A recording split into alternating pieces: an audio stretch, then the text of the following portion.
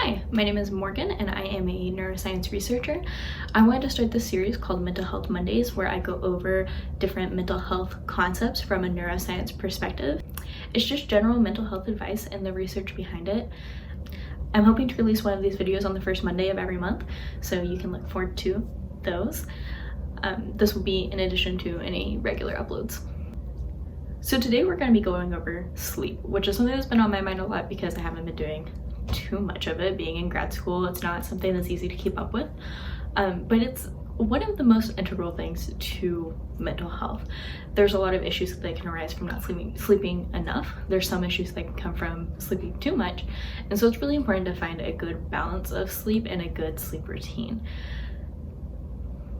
So according to research, most adults require between 7 to 8 hours of sleep. A lot of people tend to extrapolate that out and include just everyone needs 8 hours of sleep, which is not true. Infants typically require about 16 hours of sleep. Teenagers require about 9 hours of sleep. We spend approximately 1/3 of our lives asleep.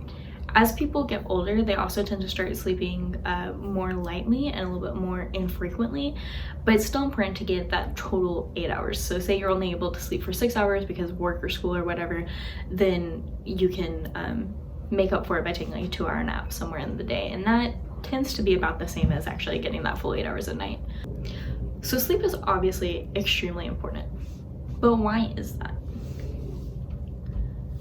There's a lot of theories out there. Scientists still aren't 100% sure why we sleep or why we need to sleep. So the most pervasive theory is that sleeping at night sort of helps your brain do a reset. A lot of psychologists believe that's whenever you process a lot of your emotions and a lot of your feelings from throughout the day. I'm not a psychologist, so I don't know the validity behind that. But something that is known is that your glycogen levels replenish overnight. So as you do things throughout the day, your glycogen levels decrease. And then as you sleep, they increase, and then you're able to spend them all again the next day. So that seems to sort of support the theory that it's an opportunity for our brain to reset and kind of heal. A lot of people also think that we physically heal better during sleep because a lot of growth hormones are released during sleep. There's not a lot of research behind saying if you get cut, it's gonna heal faster at night, but it is true that you release a lot more growth hormones during sleep, and that's theorized to be the reason why a lot of teenagers get growth pains at night that keep them awake. It's because that's whenever your body's releasing the most growth hormone. So another question that's asked a lot is why would we sleep at night? That feels a little bit counterintuitive, considering at night is the best time for a predator to sneak up on you and then eat you. So why would we evolve to sleep during the night? So one theory is actually called the inactive theory, which is saying that with humans' eyesight and with a lot of mammals' eyesight that's meant to see during the day, at night you wouldn't really be able to see danger. So say you might be walking around, you might step on a snake and then it kills you. You might fall off a cliff because you can't see it. Just different dangers happen at night, and if you're inactive during the night, you won't go towards those dangers. You'll be able to protect yourself. But then the response to that is, well, those dangers could just come to you. The snake could just slither towards you and you're dead asleep and you wouldn't know. So it's not proven yet. So one thing that we do know is that a lot of animals sleep at night and it's colder at night. And so that's a correlation that you might be well, why would that matter? And that matters because whenever you're active, your body is constantly trying to keep you warm and also do the activity. So if it's at nighttime and if you were doing things, it would have to be working way harder to keep you warm while you're doing things. But since you're asleep, it just has to keep you warm enough to be alive. It doesn't have to keep you warm enough to also be active. So if you're one of these people like me who likes to keep the house at 69 and cover up with a giant blanket at night, that's why. It's because your body is meant to be cold at night. Your body temperature is actually on a 24-hour temperature cycle, and your body is the coldest in the middle of the night. Your metabolism also decreases at night, which is a pretty well-known thing, and that's another factor of just your body not really needing to do much to keep you alive at night. This is one of those reasons why a lot of diets will tell you to stop eating a certain number of hours before bedtime, but there's actually not a lot of research to support whether or not it prevents weight gain if you eat before bed. It's just that your metabolism slowed down. It's not your metabolism completely stops and never restarts. It just slows down a little bit. So what happens if you don't sleep enough? There's been some studies in rats that show that a rat that is entirely deprived of sleep will die within a couple of weeks.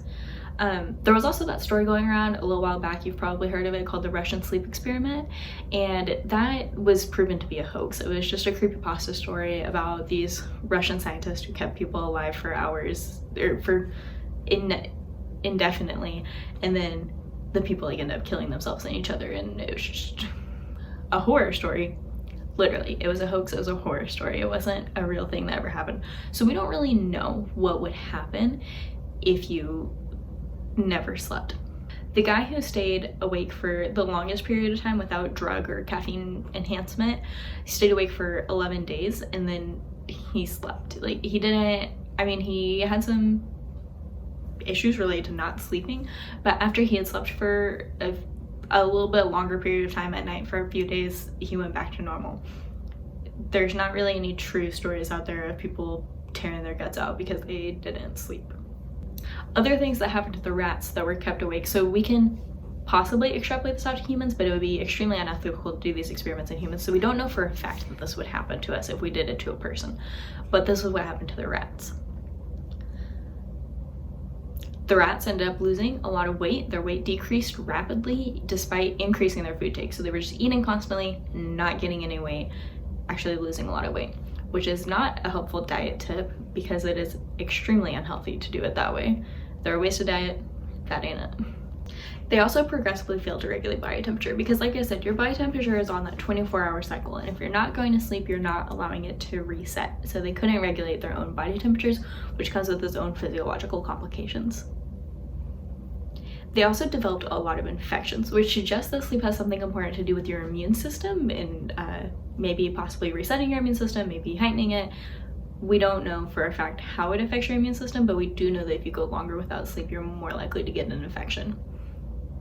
This is also pretty well known among like the body modification community. If you get any sort of body modification, you're expected to take a few more naps, do a little bit more sleep because of that belief that it helps you heal and also to possibly prevent an infection. So if you have any sort of wound, please take care of it. Please get the proper amount of sleep. Get the proper amount of sleep anyways, especially if you have a wound.